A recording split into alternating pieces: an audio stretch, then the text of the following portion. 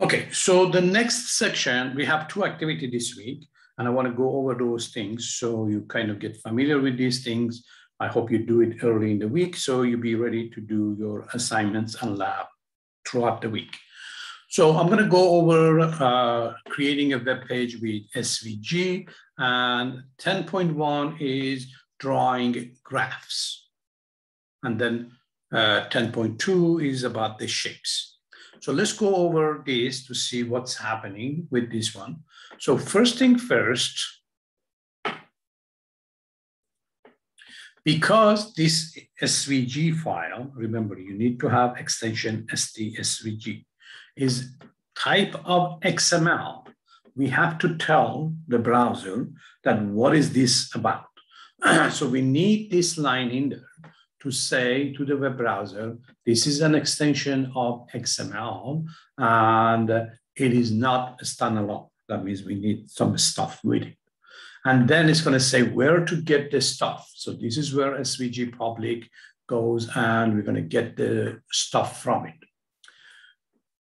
One thing that I want to mention here, in your book, because they don't have enough room, they break down the lines. But the bottom line is you have to have this one and the ending one in one line. And if you decide to break it down, you should have a backslash at the new one, because remember, there is a new line in here. And you don't want your new line to show in your web page. Basically, it doesn't know what to do with it. So it's going to give you an error. Okay, so let me clear all of these. All right, so we need some stuff on the top of our program. That's called the header. So do we need all of these things to start our program? So it knows it's SVG because we're going to be using the functions from SVG to do stuff. So one of the things that we are going to be doing is we are creating a canvas. So my canvas is 500 by 500. That's my canvas that I'm going to use for this project. You can put it anything you want, and I encourage you to change it and to find out what it is. Again, this is giving me a tag for SVG, meaning that that's what we are doing. And the reference is going to be this area over here.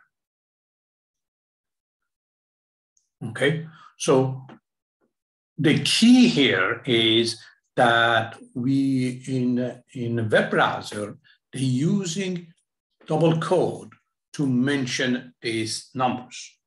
Now, if I want to write a C++ to write this from a file, which is something that you're going to do for your lab, then I have to consider what to do with these double quotes. Because remember, the double quote is part of my writing string. So we get to that. Now it says RECT. That's the abbreviation for rectangular. So SVG is going to have a way for me to use rectangular. So all I need to know is how does SVG do it? I comply with that, then I'm going to have a rectangular. It's going to have its left corner as X and Y. So whenever I want to create a rectangular, I'm going to go to left corner, left top corner. I'm going to say where that point is.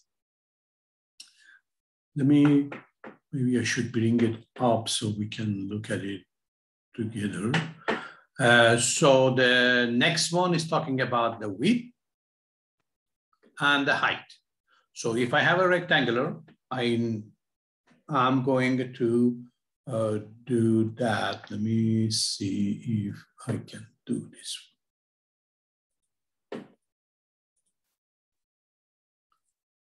So you should not have this in two lines. If you do, you should have a backslash at the end of the first line. So one thing you have to keep in mind is this one. If I count it, okay, just not putting it. So I only have 7 lines in my file. So be sure that you don't have less than that. If you do, then you have to fix it. So that's the problem with the book. It doesn't have enough room, so it extended in multiple lines. So if I type this on, this is what I'm going to get. So let's start with the first one.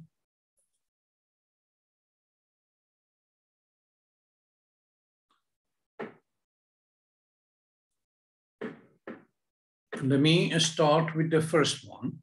So I am creating a rectangular. It starts with 20 and 20. So this point over here is 20 and 20. Then it has the width of 50. So that means from here to here is 50.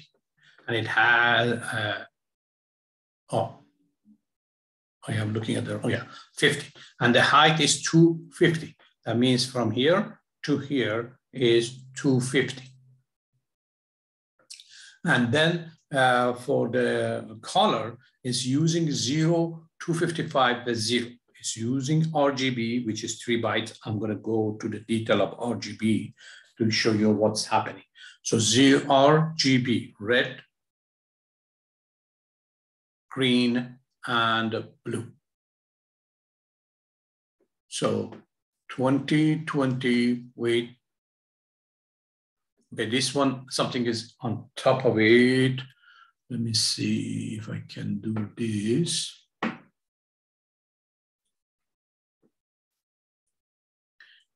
Okay.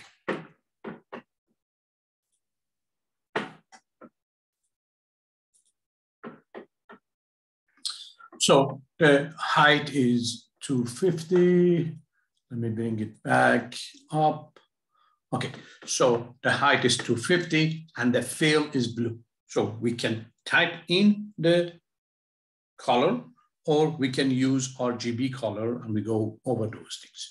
So I can type in blue and that is for my fill. Okay, so it's gonna fill it blue. And we're gonna talk about how we can create lines around the boxes. We can do a lot of stuff because it's available. We just got to know how to use it. Most of you who want to create games, you don't really learn the language of writing it. You just learn how to use the functions available so you can draw stuff. So that's most of your time is just knowing what is available so you can use it. So we're moving on to the next one.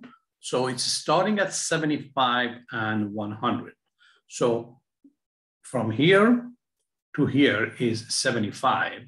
From here to here is 100. That's my Y, and that's the X goes this way, Y goes this way. The width is 150, the height is 50. So from this point to this point is 150. And from here to here is 50. Now, for the fill is using the numbers 0 to 55, 0. So we are using RGB.